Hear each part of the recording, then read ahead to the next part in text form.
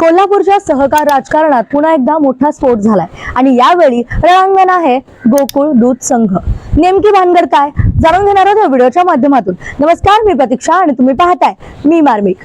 एका बाजूला आहेत मंत्री हसन मुश्रीफ तर दुसऱ्या बाजूला शिवाजीराव पाटील आणि महाडिक गटाचा आक्रमक पवित्रा। आणि कारण आहे मुश्रीफ मुक्त गोकुळ अशी थेट घोषणा करण्यात आली। भाजप सोडून तिकडे प्रत्येक ठिकाणी त्यांनी आघाडी केली। भाजप कसा संपेल या विचाराने त्यांनी एकदम सिस्टमली काम केलंय। आणि एवढंच सांगेन की माझं मत वैयक्तिक, मी मुश्रीफ साहेबांसोबत कधी जाऊ शकत नाही आणि मुश्रीफ मुक्त गोकुळ असाच मी सांगेन, एवढंच सांगू इच्छितो बस।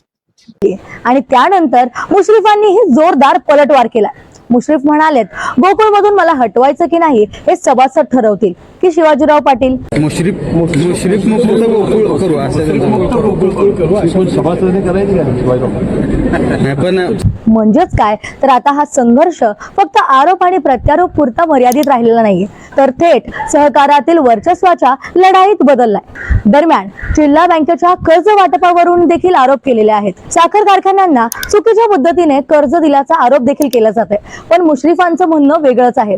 खुशाल चौकशी करा, गोकुळच्या या 5 वर्षाच्या कारभारात भ्रष्टाचाराचा एकही प्रकरण सापडणार नाही। आणि इथंच खरी ट्विस्ट सुरू होते, कारण गोकुळ मधल्या दूध संस्थांकडून माहिती मागवली जाते। 1108 नव्या संस्थाच्या नोंदणीवर प्रश्नचिन्ह उपस्थित केला जातो।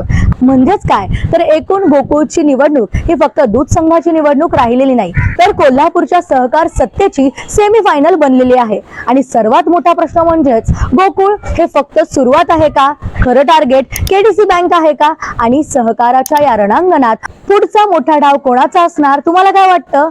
मुश्रीफांना खरंच राजकीय ट्रॅप मध्ये अडकवलं जात आहे का, की गोकुळ मध्ये बदलाची सुरुवात झाली? आम्हाला कमेंट करून नक्की सांगा आणि अशाच माहितीपूर्ण व्हिडिओसाठी मी मार्मिकला फॉलो आणि सबस्क्राईब करायला विसरू नका।